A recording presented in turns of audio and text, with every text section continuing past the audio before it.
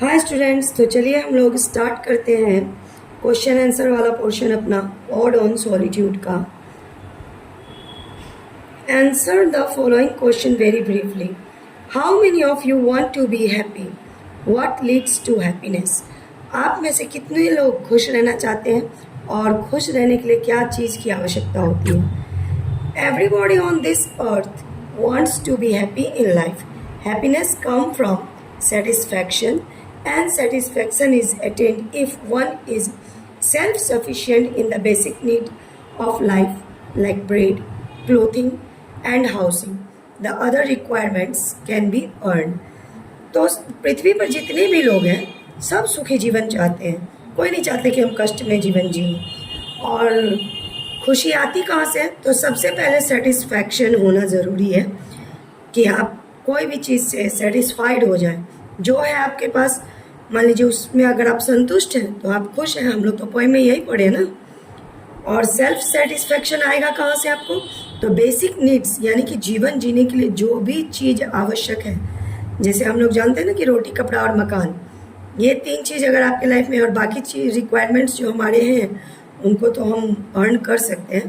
तो रोटी, कपड़ा और मकान अगर हमारे पास है तो हम खुशी जीवन जी सकते हैं। Question number 2, what makes our life happy? Money और कंटेंटमेंट और बोथ? डिस्कस। तो a little money and full satisfaction makes our life happy. Money is important for our basic needs and there is no limit of money, so we must be satisfied whatever we have. तो question में आपको क्या कह रहा है कि what makes our life happy? क्या हमारे जीवन को खुशनुमा बनाती है? पैसा या संतुष्टि या दोनों?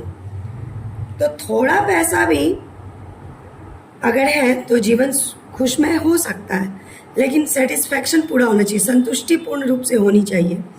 मनी तो इम्पॉर्टेंट है क्योंकि बेसिक नीड्स जो है वो विदाउट मनी हम लोग पूरा ही नहीं कर सकते हैं। जब तक मनी नहीं है तब तक खाना, कपड़ा, मकान कहाँ से आएंगे? And there is no limit of money. लेकिन पैसा एक चीज़ है, पैसा सब चीज़ तो नहीं है। तो पैसा का कोई लिमिट ही नहीं है। आज अगर आप 2000 कमा रहे तो कल 4 चाहिएगा, परसों 8 चाहिएगा, 10 चाहिएगा। तो इसीलिए पैसा का कोई लिमिट ही नहीं है। तो हमारे पास जो है उससे हमें संतुष्टि होना चाहिए, इसी से हमारा जीवन सुखी रहेगा। Have you ever visited a remote village adorned with natural beauty and a capital town full of skyscrapers? Which one would you like and why? तो क्या आपने कभी भी रिमोट विलेज गए हैं जो प्राकृतिक सुंदरताओं से भरी हुई होती हैं, और कैपिटल टाउन्स, बड़ी बड़ी शहरों में भी गए जो फुल स्काई स्क्रैपर्स से भरी हुई है? आप इन दोनों में से किसे पसंद करते हैं? अगर करते हैं तो क्यों? Yes, I had seen both a remote village with natural beauty and a capital town full of skyscrapers. I think both have advantages and disadvantages. Capital towns provide more opportunities for progress in life, while in remote village one can live in peace and harmony, which are rarely found in big cities.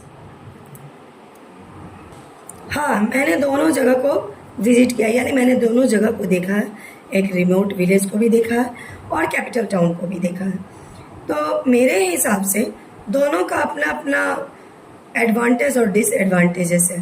Capital towns में आपको बहुत सारी opportunities मिल जाएगी, आपको तरक्की करने के बहुत सारे रास्ते मिलेंगे, जबकि आपको गाँवों में आप शांति से रह सकते हैं, बड़ा ही खुश मिजाज होकर रह सकते हैं। भले आपको अपॉर्चुनिटीज़ कम है जो कि रेयरली आपको बड़ी बड़ी शहरों में मिल पाएंगी, क्योंकि वहाँ पर शांति नहीं है। बड़े बड़े शहरों में आपको वह शांति का अनुभव नहीं होगा जो आपको एक विलेज में हो पाएगा। तो so the both of them have their own advantages and disadvantages. आप लोग इसमें और भी अपनी मर्जी से लिख सकते हैं, कोई ज़रूरी नहीं कि मैंने जो आंसर दिया वही आप लिखें, अपने मन से बना सकते हैं। अगर आपने कोई विलेज और टाउन को विजिट किया है तो उस हिसाब से आप आंसर बना लीजिएगा। आंसर द फॉलोइंग, B1 का answer the following question in very briefly. Who is a happy man? Happy man कौन होता है? तो happy man is he whose wish and care are fulfilled through land inherited from father mother. तो खुश व्यक्ति कौन है? जिसके पास कुछ ही पैतृक संपत्ति है, कुछ ही जमीन के टुकड़े जो उनके माता पिता के द्वारा दिए गए हैं। Who am does the pronoun his in the third line of the first stanza refer to? इसमें who जो है pronoun his third line of the first stanza. तो पोएम को स्टेंजा में हम लोग व्यक्त करते हैं, first stanza, second stanza, third stanza. तो फर्स्ट स्टेंजा में जो है थर्ड लाइन में हिज किसके लिए प्रयोग किया गया है? It's refer to a man, sorry यहाँ पर मैंने 2 बार लिख दिया है। It's refer to a man in general and then to the poet himself in particular. तो ये जो है जनरली एक व्यक्ति के लिए यूज किया गया है और बाद में ये पोएट के लिए खास करके पार्टिकुलरली जो है उनके लिए यूज किया गया है। तो कौन उसे दूध देता है, यानी कौन उन्हें दूध देता है लेखक को? The hertz keeped in native land will give him milk. तो जो हर्ड्स उनके पास है, यानी कि गाय भैंस वगैरह है उनके नेटिव लैंड में, यानी कि मातृभूमि पर, तो वह उन्हें दूध देती है। हु गिव्स हिम ब्रेड, उन्हें ब्रेड कहाँ से प्राप्त होता है या कौन देता है? The paddy and wheat grown in his field will give him bread. धान या मक्का जो उनके, गेहूं जो उनके खेतों में उपजाए जाते हैं, वहाँ से उन्हें ब्रेड प्राप्त होता है। From where did he get his clothes, लेखक को अपने कपड़े के लिए जो भी आवश्यक मटेरियल्स है वो कहाँ से प्राप्त होते हैं? The flocks reared in his native land will provide clothes to him. जैसे भेड़ बकरियाँ वगैरह वो जो पालते हैं अपने नेटिव लैंड में, वह उन्हें कपड़े के लिए आवश्यक मटेरियल्स देते हैं। How do trees help him, किस प्रकार से लेखक को उनके पेड़ मदद देती हैं? The trees in summer will help him by giving shades and in winter he can use woods of the trees to make fire to protect himself from cold. तो ट्रीज जो है उन्हें समर में छाया देती हैं, गर्मी से बचाती है, और ठंडी में वह उस लकड़ी, पेड़ की लकड़ी से आग जला करके अपने आप को प्रोटेक्ट कर सकते हैं। आइए B2 में देख लेते हैं। Answer the following questions very briefly. Name the poem and the poet. तो नेम द पोएम यानी कि कविता का क्या नाम है और कवि का नाम लिखें। The title of the poem is odd on solitude and the name of the poet is Alexander Pope.